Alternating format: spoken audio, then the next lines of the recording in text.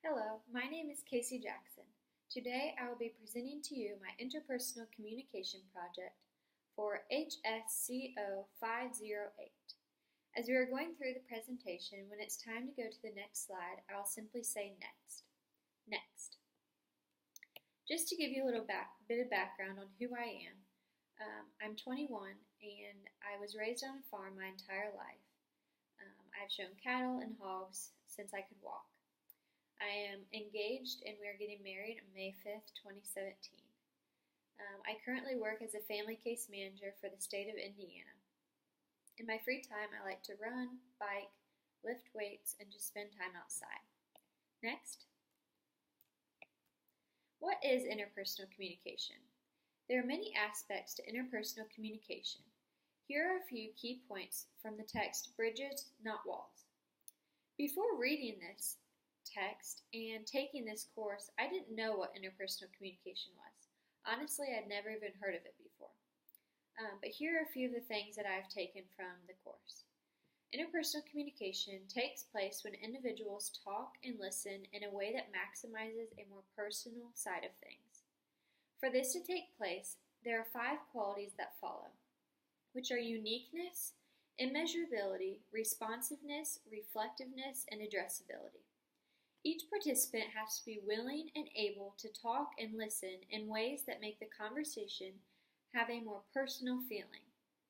People involved are engaging with one another as persons. As I was doing research on this topic, I came across a quote from Purdy, and it says, "Communication has 2 dimensions, speaking and listening." This may sound like such a simple topic, but really it holds so much truth. Communication is so vital in who we are, and it can influence our relationships with others either positively or negatively. Next. My overarching goal during this course and after this course is to communicate with others in a way that puts their feelings, needs, and desires before my own. I aspire to listen to individuals in a way that reflects Christ. My hope is to see the individual the way that Christ sees them and to love them the way that He loves them. As I was researching, another quote that I came up from was from Back, and it says, "Our culture is one that speaks rather than listens." While I was reading this, I was just astonished at how much truth this statement holds, because our culture is so quick to speak and slow to listen, which is opposite of what the Bible calls us to do. Next. Enlarging the conversation. What is enlarging the conversation? It means to know how to continue the conversation. It allows us to learn more about ourselves and others. And it is being receptive to what is being said. And it's also being aware of preconceived notions that you may have. I feel like we've all been in conversations before where there's just that awkward silence and no one knows what to say next. And it's awkward to be around. But if you know how to enlarge the conversation, this won't take place because you know how to take that next step in order to just disengage that silence. Next. How do I enlarge my conversation personally? I try to listen to what is being said. I pay attention to the details. I have patience and I try not to fix a situation. Paying attention to the details is very hard for me. I am one that just wants to focus on the outcome rather than what led up to the outcome. So at times when people are conversating with me and telling me stories, I just want them to get to the point. But I've been trying to work on focusing on those details and why the outcome came and how it came about. Something that's also hard for me is not trying to fix a situation. It's in my character just to try to be the hero and save everyone. So it's hard for me when people are talking to me about their struggles not to just try to come up with an outcome that will help them with whatever they're struggling with. Next. A little bit about my background. I was born and raised by a 4th-generation farming family. It is instilled in me at a young age to work hard. I was raised in a home where my parents lived a life trying to abide by Scripture. I saw my mom hide her feelings and emotions, so I assumed that's what I was supposed to do. I've experienced tragedy all throughout my life. My dad died 3 years ago tragically due to an accident at work. My grandpa died 4 years ago. We had a barn fire last year. And in 8th grade, I found out that my dad was an alcoholic. So there have been a lot of things that I've had to face.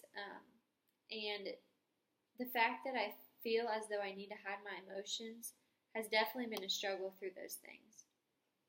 It's something that I'm still working on, but I've definitely seen areas that I can improve because I know that it's not healthy to hide my emotions. And so I'm working on just making those apparent to others and being able to talk about what I'm feeling. Next. Uniquely You profile. This is made up of 4 different characteristics. The first is D, which spells out DISC, and D stands for task and active oriented. Going along with that, it is a directing, driving, demanding, dominating, determined, decisive, and doing profile. I is people and active oriented. Inspiring, influencing, inducing, impressing, interactive, and interested in people. S is people and passive oriented. Steady, stable, shy, security oriented, servant, submissive, and specialist. C stands for task and passive oriented. Cautious, competent, calculating, compliant, careful, and contemplative. Next. My results from the DISC profile showed that I was very strongly an S and C. I think that people expect me to be sensitive and submissive. I like to blend in with the crowd. I don't like to be the center of attention. I have a humble spirit and a quiet demeanor, which makes me well liked. I'm not outwardly friendly and outgoing, but I do have a large group of friends. And people tend to like to be around me because they know that I am not overbearing or confrontational. Next. Communication barriers. These are talked about in the listening styles from Listening, the Forgotten Skill by Burley Allen. The one skill that I struggle with is being a faker. I pretend to pay attention when my mind is actually somewhere else while I'm engaging in conversation. I look as though I'm really listening, but I fail to. It is hard for me to stay focused on minor details, as said before. Another skill that I struggle with is being a problem solver. I want to be everyone's hero. I feel like it is my duty to help everyone that comes to me.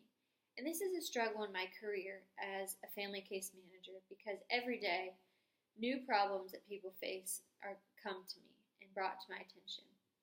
And I instantly want to do all that I can to help them, but it's just not possible. I'm not God and I don't have those capabilities, so it's something that I've definitely been focusing on and just trying to work on in my own life. Next. Potential barrier solutions. Do not always offer a solution to people. Hold eye contact. Repeat things that were said so that I can hold myself accountable to remember to what is being talked about, just like those details that I talked about earlier. Next, action plan. How am I going to improve my interpersonal communication? I am going to pray for the Lord to help me to see, hear, and love people the way that He does. I'm going to focus on the individual and not on what is going on around me or thoughts in my head. And I'm going to place others before myself. Next. Conclusion. I have learned ways I can improve as an individual. I want to be a better listener, not only for my career, but also for my personal life. I want others to feel valued when they are talking to me. This class has shown me areas that I can grow in order to be more effective in my everyday life. Next. In closing, I want to share with you guys a quote that I found. It is by Roy T. Bennett, and it says, "Listen with curiosity, speak with honesty, act with integrity.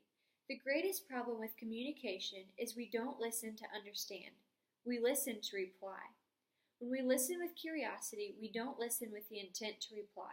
We listen for what's behind the words."